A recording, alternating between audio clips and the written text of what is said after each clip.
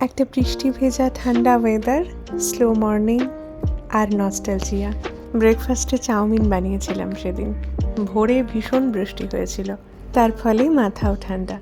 আমি না চাউমিন বানালেই তাতে একটু বাদাম দিই। চাউমিনটা সেদ্ধ করে কড়াইয়ের অল্প তেলে সব ভেজিটেবলসগুলো ভাজা ভাজা করে নিলাম। আমি খুব একটা তেল চপচপেভাবে রান্নাও করি না, আর খাবারও পছন্দ করি না। একদম সেই স্কুলের টিফিনের মতো মায়ের হাতের বানানো চাউমিন।